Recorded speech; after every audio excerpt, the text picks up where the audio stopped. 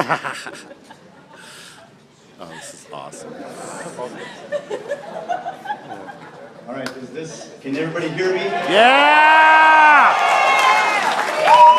What about in the back? Oh, yeah! All right, to start this off, usually people say a joke or something like this, but in the interest of time, I'm just going to begin this lecture. But first of all, I would like to say, I'm not saying it was aliens.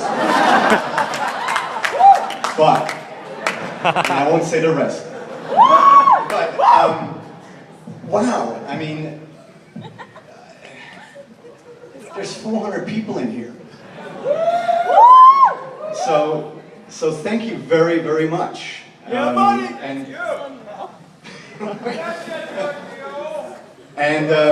So thank you very much. Now what we're going to do is, I'm going to do my little presentation and then we're going to have a Q&A afterwards. So write down your questions or whatever.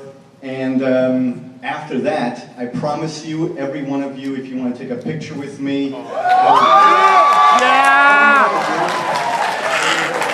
And if you want to sign the magazines or whatever, I'll do that of course too. We'll set up a little table over here, but everybody will leave very satisfied tonight.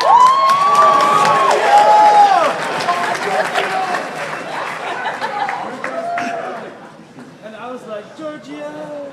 Oh, I'm listening to them. All right, so we are inherently a species of explorers. That's who we are. Because otherwise, at the time, during the Dark Ages, when the one big issue was that the Earth was flat, none of the other continents would have ever been discovered. Because, we all know that there was other civilizations all around the world. However, when the Spaniards and the Portuguese were looking out on that horizon, they were wondering, all right, so the Earth is flat, but you know what? Let's board our ships and go check it out. And so they boarded their magnificent sail ships, they went out there, and some of them went over the edge. Well, not really, we all know what happened. And so the one thing that sets us apart from the animal kingdom, I mean, we're all animals anyway, biologically speaking, but the one thing that sets us apart is that our trait for curiosity. And yes, cats are curious, however, we are more intelligent than cats. And so, that is why we have explored all the land masses of Earth. The next step will be to explore the ocean floors, which we are doing, of course, right now as well. But ultimately, what we will do is we will explore space. And that's where we're headed, because we are explorers. And I'm aware that the moon program ended 30, 40 years ago, and that NASA no longer exists virtually, and that the space shuttle program was shut down, and so on and so forth. But the future of space travel will be in the private sector. And so at first, we'll complete the International Space Station, and then we'll come up with a new type of a shuttlecraft. And these are pictures right here that NASA has released recently about their idea of returning to the moon in about 10 to 20 years. And it's essentially, if you hold on 1 second, see, there's a laser pointer in my bag, so I need to take that out.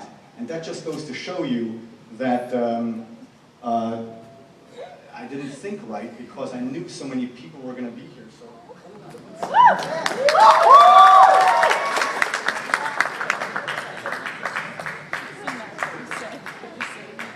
Alright, so what else can I do to get applause? Anyway, so if you look at the diagram right here, you'll see these rockets over here, and it's basically the Apollo program on steroids. I mean, that's all it is.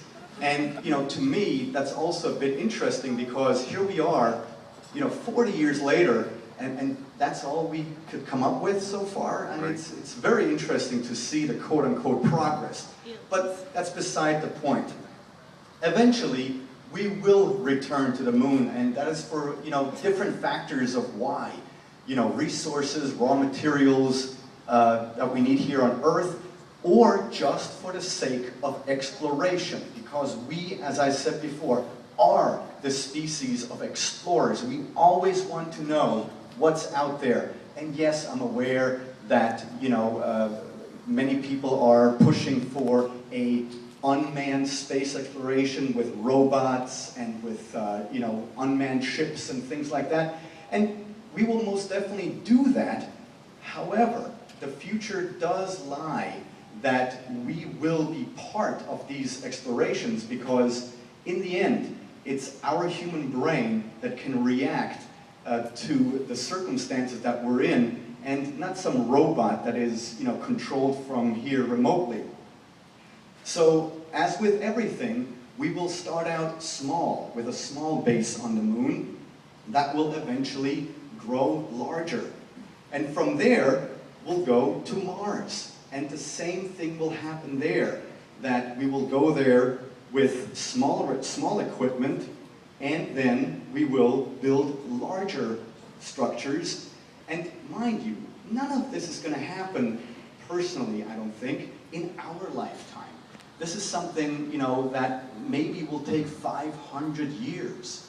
So that's definitely something I would like you to keep in mind. Now, after we go to Mars, what will be the next, quote-unquote, natural step?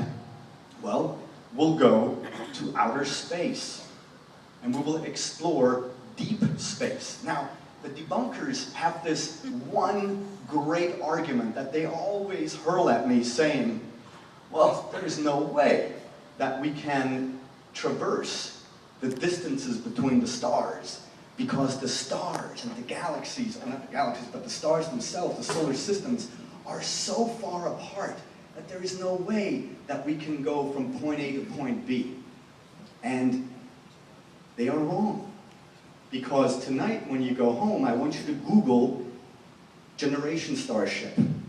And a generation starship is something that you're looking at right here, which is obviously a computer rendition, which means that you have this giant wheel that can be built in the zero gravity of space, kind of like in Star Trek, and this wheel essentially will turn on its own axis, thus creating artificial gravity. And that means that by having artificial gravity, all those other quote-unquote problems that we have regarding, being in zero gravity and floating around and then having loss of bone mass and things like that, those are very serious problems that we're facing right now with our astronauts who are in the ISS right now, International Space Station. But by creating artificial gravity, you don't even need any exotic, secret alien technology.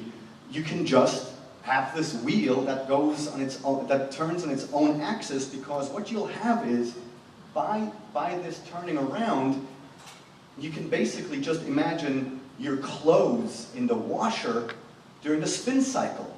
They're pushed against the walls of the drum, and therefore you can create, if you imagine that this room is part of a giant wheel that turns slowly on its own axis, you create artificial gravity, so you can have potentially a living habitat in outer space. Now, mind you, none of these things here are, I did not invent those things. This is all stuff that has been presented by astrophysicists, by rocket scientists, so very smart people who know what they're doing. Now, the reason why this is called a generation starship is because, let's say you have a crew of 100 that board this ship. They will die on that ship, on the journey. And so they will procreate on that ship. And so only the 6th, 7th, 8th, or even 10th or 20th generation will arrive at the destination planet. And like this, the astrophysicist by the name of Michael T. Savage, he proposed that if you arrive at a destination planet, and if we can do this, we will have the capability of doing the following. If we build another generation spaceship there, and then 2 ships go out, and then they also arrive at a destination planet, and then they also build another ship, you have 4, and then 8, and 16, so it's the snowball principle, you can conceivably colonize our entire galaxy in 11 million years. Now, I am aware that is a crap load of time. But in the chronology of the universe, it's a blip. It's nothing, 11 million years. And so, with the concept, and this is not an exotic concept, this is very nuts and bolts, very simple stuff that we have the blueprints for. We could conceivably build it today if the politicians would, open their eyes. And, so this is not science fiction. I mean, of course it is, but at the same time, it's not an exotic idea. So this means that we can traverse the vast distances between the stars, because the skeptics are right that between the stars, the distances are huge.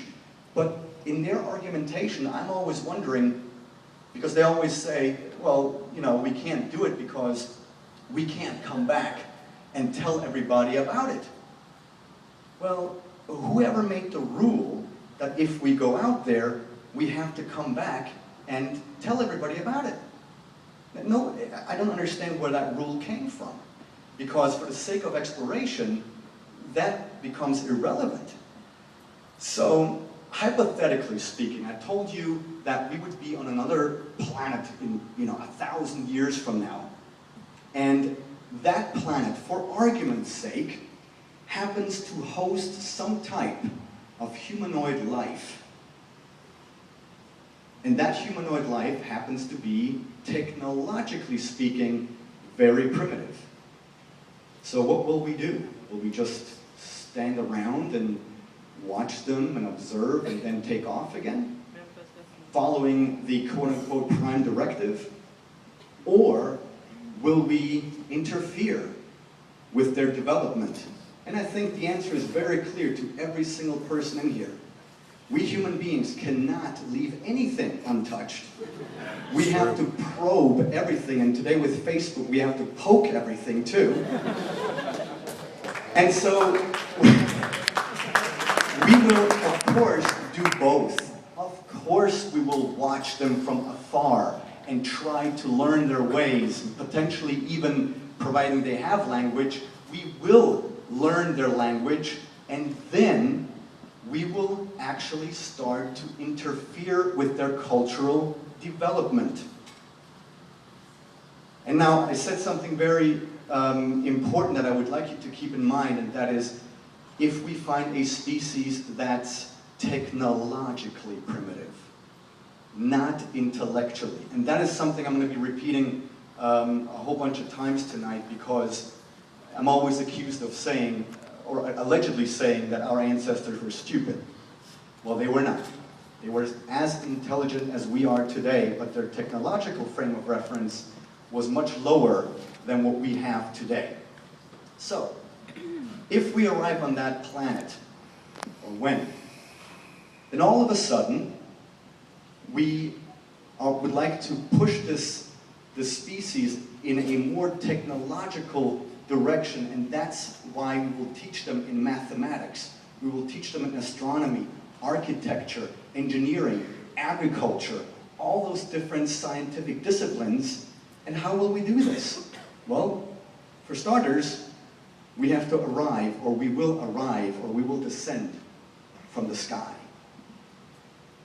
Now, imagine that happening. We're not anything special. The only thing that makes us special is that we happen to have the technology to reach their planet. But anything other than that, we still go to the bathroom like them. We still are hungry like them. We still need to provide food for ourselves and shelter like them. The only thing that sets us apart is that we happen to have a spaceship and we descend from the sky. And so, after